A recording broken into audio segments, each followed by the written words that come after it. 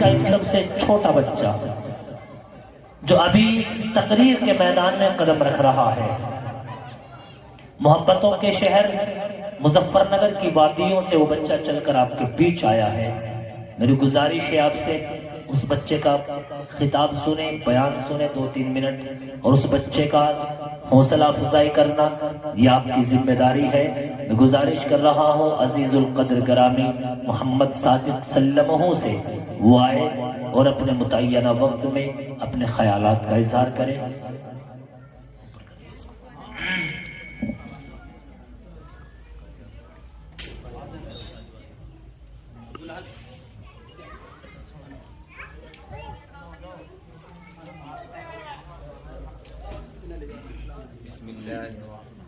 اوپر سے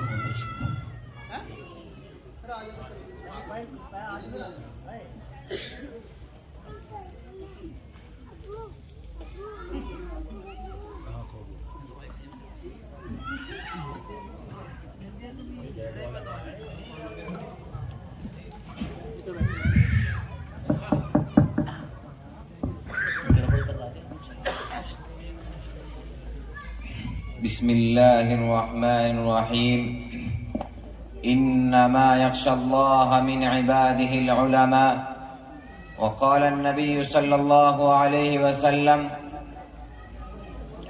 العلماء ورثة الانبیاء وقال علیہ الصلاة والسلام۔ یہ بات عیاں ہے دنیا پر، ہم پھول بھی ہے تلوار بھی ہے۔ یہ بات عیاں ہے دنیا پر، ہم پھول بھی ہے تلوار بھی ہے۔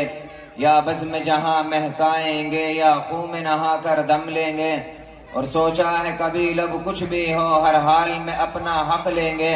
عزت سے جیے تو جی لیں گے یا جام شہادت پی لیں گے۔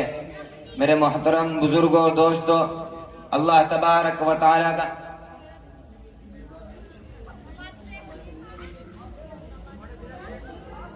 بڑا احسان اور کرم ہے کہ اس نے ہم سب کو ایمان کی دولت سے منور کیا، ہمارے دلوں کے اندر ایمان کو پیدا کیا۔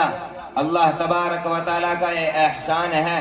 تو میرے بھائیوں، آج آپ تھوڑی دیر کے بعد دیکھیں گے کہ ایک عجیب و غریب منظر ہوگا جس کے دیکھنے کے لیے ہر دل میں تمنا ہوا کرتی ہے کہ میں بھی اس منظر کو دیکھوں، کہ کچھ طلبہ بیٹھے ہوں گے، اسی طرح سے ایک سند بن جائے گی کہ فلاں نے حدیث فلاں سے پڑھی، فلاں نے حدیث فلاں سے پڑھی، اور درمیان میں 23 یا 24 25 استاد آئیں گے۔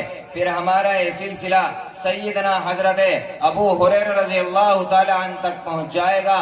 تو جس امت نے، جس قوم نے نبی کے سند تک کی حفاظت کر رکھی ہے، نبی کے اقوال و افعال کی حفاظت کر رکھی ہے، نبی کے لب و لہجے کی حفاظت کر رکھی ہے، نبی کے کلام معطر کی حفاظت کر رکھی ہے، تو اس امت کو کوئی ختم کر سکتا ہے؟ اس امت کا مدینہ منورہ سے رشتہ توڑ سکتا ہے؟ اور یورپ والو، تمہاری سند وہمی ہے، تمہیں اپنے باپ کا نام نہیں آتا، آؤ اس طالب علم کے پاس بیٹھ کر کے دیکھو، الحمدللہ اس کو حرازی کا نام بھی آتا ہے اور لقب بھی اچھی طرح سے یاد ہے۔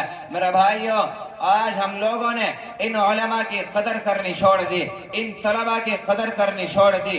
یہی وجہ ہے کہ آج ظلم کا دورہ ہے، جدھر جاؤ ادھر مسلمانوں پر ظلم ہو رہا ہے، اس لیے کہ ہم نے علماء کی باتوں کو چھوڑ دیا، اپنے نبی کی باتوں کو چھوڑ دیا۔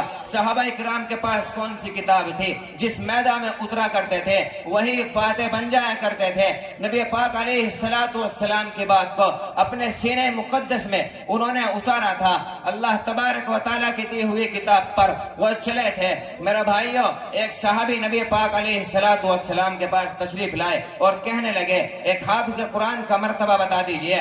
میرے نبی نے فرمایا کہ کل میدان محشر لگا ہوگا، کتنا خوفناک منظر ہوگا۔ تم نے سنا ہوگا ایک لفظ کہ نفسی نفسی کا عالم ہوگا۔ یہ کیسا عالم ہے؟ ارے جس کو قرآن کا خوفناک انداز میں بیان کرتا ہے، اذا الشمس کورت واذا النجوم انکدرت واذا الجبال سجرت واذا فإذا العشار عطلت إذا وقعت الواقعة ليس لوقعتها كاذبة خافضة رافعة. اور میرا بھائیو اس قرآن کو بھی تو پڑھ دے. تم اپنے بچوں کو ڈاکٹر بناتے ہو, انجینئر بناتے ہو, پروفیسر ماسٹر بناتے ہو, بڑے بڑے اس کو انگلش میڈیم میں بھیج کر کے پڑھائی کرایا کرتے ہو. طلب العلم فریضۃ علی کل مسلم. میرا نبی نے یہ بھی تو کہا ہے کہ اس کو قرآن بھی تو پڑھائیے تاکہ تم کو پتہ لگے میرا رب کیا کہنا چاہتا ہے. میرا نبی نے فرمایا کل میدان محشر لگا ہوگا اور یہ طالب علم الگ میدان میں ہوں گے, یہ علماء الگ میدان میں ہوں گے. کتنا خوفناک منظر ہے. تو کوئی اتنا ڈوبا ہوا ہے, کوئی اتنا ڈوبا ہوا ہے, سورج اس کے اوپر ہوگا, کتنا خوفناک منظر ہوگا. لیکن یہ طالب علم, ان کے چہرے شادہ ہوں گے, یہ خوش ہو رہے ہوں گے, ان کے ماں باپ بھی خوش ہو رہے ہوں گے, اس لیے کہ انہوں نے نبی پاک علیہ السلام کی زندگی کو اپنایا ہے. اللہ تبارک و تعالیٰ کے قرآن کریم کو اپنے سینے مقدس میں اتارا ہے. اور میرا نبی کہے گا, میرا اللہ کل قیامت کے دن ان علماء سے کہے گا کہ آج میں تم کو بتاؤں گا کل جو تمہاری مذاق لیا کرتے تھے, کل جو تم کو وَإِذَا مَرُّوا بِهِمْ يَتَغَامَزُونَ, اور کل تو ظالم بھی ان کو آنکھیں مار کر کے چھڑایا کرتے تھے کہ دیکھو یہ ملا جا رہا ہے, یہ حافظ قرآن جا رہا ہے, یہ عالم دین جا رہا ہے. آج ہم اپنے مسلمان بھائیوں سے سنتے ہیں وہی اس بات کو کہا کرتے ہیں جو قرآن نے کہا ہے وَإِذَا مَرُّوا بِهِمْ يَتَغَامَزُونَ. یاد رکھنا میرے بھائیوں, کل قیامت کے دن اللہ تبارک و تعالیٰ ان علماء کے درجے کو دکھائے گا, اس حافظ قرآن کے درجے کو دکھائے گا.